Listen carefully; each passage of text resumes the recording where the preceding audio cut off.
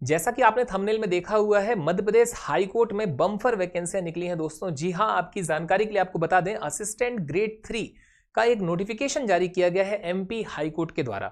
इस वीडियो में मुख्य तौर पर हम जानेंगे कि कौन कौन इसे अप्लाई कर सकता है, एज लिमिट क्या है, इसके अलावा क्या क्या आवश्यक दस्तावेज यानी कि आपके एजुकेशनल क्वालिफिकेशन क्या क्या मांगी गई है, साथ ही साथ में सिलेक्शन का प्रोसीजर क्या होगा, एग्जाम का पैटर्न कैसा क्या रहने वाला है, इसके अलावा आपके इस एग्जामिनेशन का सिलेबस क्या रहने वाला है, इस सभी की चर्चा होगी इसी वीडियो में। आप बने रहिएगा वीडियो के अंत तक, आप सारा कुछ जानने वाले हैं। तो चलिए बिना समय गवाए इसका प्रारंभ करते हैं। सर्वप्रथम तो आपको बता दें, मध्य प्रदेश उच्च न्यायालय जबलपुर के द्वारा यह विज्ञापन जारी किया गया है। जो किसके लिए है दोस्तों, तो स्पष्ट शब्दों में लिखा गया है, मध्य प्रदेश राज्य के जिला एवं सत्र न्यायालयों की स्थापनाओं पर सहायक ग्रेड 3 के लिए ये सीधी भर्ती के लिए विज्ञापन है, जिसमें आप अप्लाई कब से लेकर कब तक कर सकते हैं। तो यहां लिखा हुआ है, ऑनलाइन आवेदन करने की जो प्रारंभिक तिथि है ये 17/8/2026 से लेकर के ऑनलाइन आवेदन भुगतान सहित करने की जो अंतिम तिथि है, लास्ट डेट, वो है आपकी 15/9/2026, यानी कि 15/9/2026 को आप शाम 5 बजे तक इसमें अप्लाई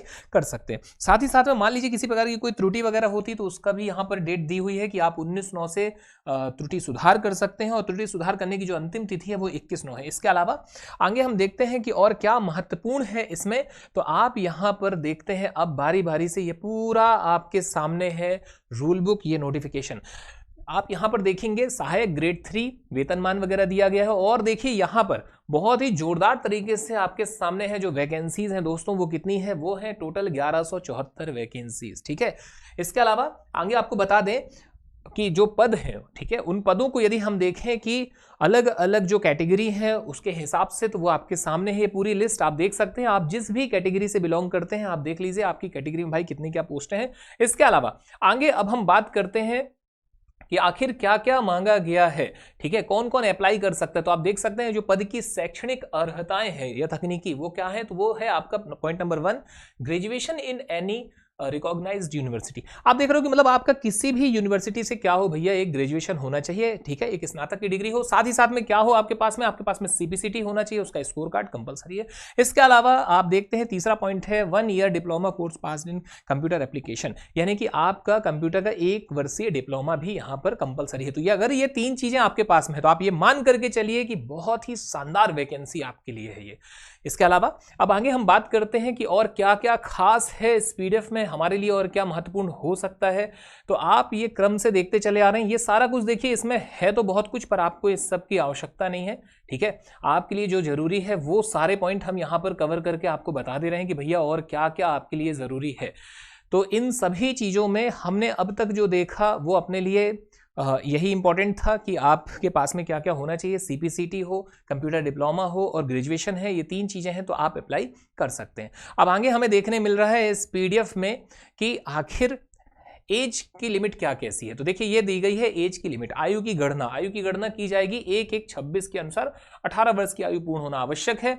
आयु सीमा की गणना आपके सामने है, आप देख पा रहे हैं। मध्य प्रदेश व अन्य राज्य के पुरुष आवेदक 40 वर्ष, ठीक है। इसके अलावा आप देखेंगे ईडब्ल्यूएस वाले जो है उनके लिए भी 40 ईयर्स है, और जो महिलाएं हैं उनके लिए दे रखा है भैया 45 ईयर। तो अगर आपकी उम्र 40 वर्ष से कम है, 40 वर्ष तक है, अगर आप फीमेल हैं 45 तक है, और आपके पास में ये जो शैक्षणिक अर्हताएं मांगी गई हैं ये है, तो आप इसमें अप्लाई कर सकते हैं। साथ ही साथ में अब हम आगे देखते हैं और हमारे लिए क्या है यहाँ पर महत्वपूर्ण। तो ये फीस वगैरह ये आपके सामने है, आप देख सकते हैं, ठीक है। अगला हमें यहाँ पर देखने मिलता है जो इंपॉर्टेंट पॉइंट है दोस्तों, वो आपका अब कि आखिर इसका प्रोसेस कैसे रहने वाला है, प्रोसीजर क्या रहने वाला है, कैसे क्या इसका एग्जाम का पैटर्न है। तो आपके सामने है परीक्षा की योजना। परीक्षा की योजना कुछ इस हिसाब से है कि 2 चरणों में होगा ये पेपर। प्रारंभिक जो चरण है उसमें होगा आपके ऑनलाइन एक परीक्षा होगी, कितने अंकों की होगी, 100 अंक की होगी, यानी कि पहला एक पेपर होगा, आपको पहले पेपर पास करना होगा, और पेपर पास होने के बाद आपको बुलाया जाएगा टाइपिंग के इस टेस्ट के लिए, जो कि कितने मार्क्स का होगा, 50 का होगा। और अगली बात, फाइनल जो मेरिट बनेगी वो दोनों को मिला करके बनेगी। आगे हम देखते हैं कि आखिर हमारे इस एग्जाम का, ये सब परीक्षा केंद्र वगैरह है जो आपके लिए उतना इंपॉर्टेंट नहीं है, ठीक है। एग्जाम का हमारे सबसे महत्वपूर्ण पॉइंट सिलेबस क्या है।